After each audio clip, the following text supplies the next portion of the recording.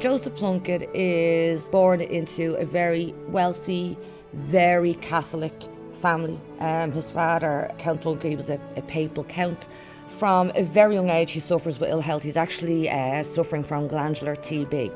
So in order for his life to be saved, because TB is such a devastating illness, his mother insists that he go. She's instrumental in him actually travelling to all these warmer climates to see if it can improve his health. His travels open up new experiences to him, and one of the things that you find with Joseph Plunkett, and he becomes famous for, is his poetry.